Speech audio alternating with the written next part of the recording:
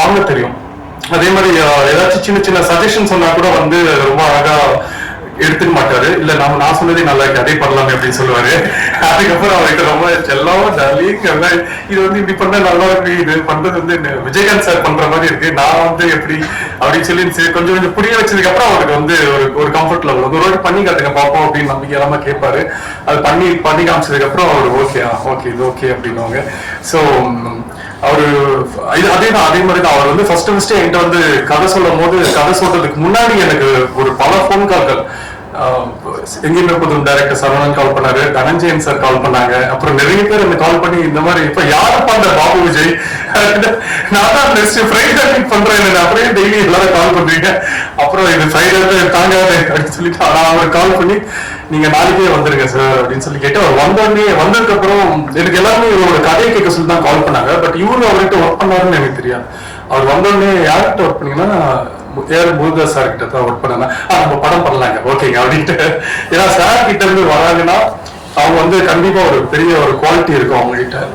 அவரு ஒரு only cinema தான் பேசுவாங்க. நம்ம எங்கேயுமே புதும் சரவணன் சாரா இருந்தாலும் அது சார் கிட்ட இருந்து நம்ம பாபு விஜய் வந்தாலுமே அந்த சினிமாவோட அந்த பேஷன் வந்து அவங்க கிட்ட பார்க்கலாம். அது நிறைய நம்மளும் லேர்ன் பண்ணிக்கலாம். இப்போ சாரோட படத்துல போய் ஒர்க் பண்ணி லேர்ன் பண்ண முடியாதுன்னா அவங்களோட அசிஸ்டன்ட் படத்துல ஒர்க் பண்ணா லேர்ன் பண்ணிக்கலாம். ஏன்னா ஆல்மோஸ்ட் அவங்களோட பேட்டர்ன்ல தான் இருப்பாங்க.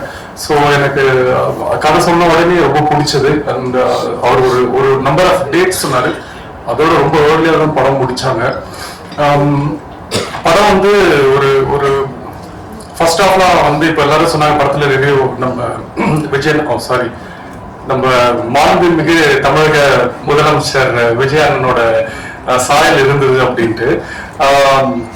அதுக்கு காரணம் என்னன்னா நான் படத்துல வந்து அவரோட ஃபேன் ஆக்சுவலி. ஸோ அவரோட ஃபேனா நான் படத்துல இருப்பேன். ஸோ அதனால அந்த ஃபர்ஸ்ட் ஹாஃப்ல கொஞ்சம் அவரை பேஸ் பண்ண சில சீன்ஸ் எல்லாம் வந்து இருக்கும். அவரை மாதிரியே கொஞ்சம் பாடி லாங்குவேஜ் பண்றது, அவர் மாதிரி டைலாக் பேசுறதுலாம் இருக்கும். பட் செகண்ட் ஹாஃப்ல கதைக்குள்ள போற மாதிரி ஒரு இம்பாக்டா இருக்கிற மாதிரி ஒரு ஸ்கிரீன் பிளே இருக்கும். பட் செகண்ட் ஹாஃப்ல ஒரு பெரிய ஒரு சேலஞ்சிங், ஒரு ஃபர்ஸ்ட் டைரக்டருக்கு ஒரு பெரிய சேலஞ்சிங் ஸ்கிரிப்ட் தான். ஏன்னா இது வந்து லைக் ஒரு எக்ஸ்பெரிமெண்ட் மாதிரி தான்.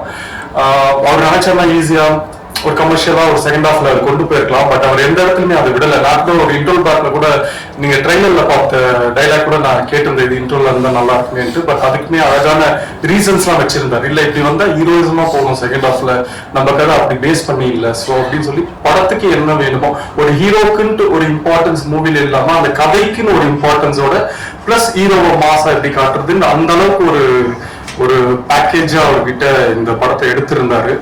ஸோ எல்லாருமே படத்தை வந்து நீங்க தியேட்டர்ல பாருங்க. நீங்க தியேட்டர்ல பாத்தீங்கன்னா கண்டிப்பா என்ஜாய் பண்ணுவீங்கன்ட்டு நான் நம்புறேன். அவ்வளவுதான்ல இல்ல இப்பெல்லாம் எது பேசணும் பயமா இருக்கு மார்க் பண்ணி. ஸோ ரொம்ப சந்தோஷம். இந்த படம் மாதிரி தான், நம்ம படத்தோட ட்ரெயில் மாதிரி தான் சற்றென்று மாறுது வானிலை. நம்ம இங்கே இப்போ ஒரு பெரிய வானிலை மாற்றம் வந்திருக்கு. இந்த மாற்றம் வந்து இதுக்கப்புறம் எப்பவுமே மாறாது அப்படின்னு நான் நம்பிக்கையா இருக்கேன். உங்களுக்கு பிடிச்ச ஒரு கிளைமேட்டா தான் இனிமே இருக்கும் தமிழ்நாடு. ஸோ ரொம்ப தேங்க்ஸ் எல்லாருமே இந்த படத்தை வந்து தியேட்டர்ல வந்து பாருங்க. இங்க வந்த எல்லாருக்குமே ரொம்ப ரொம்ப நன்றி. Thank you so much. Thank you Jai sir.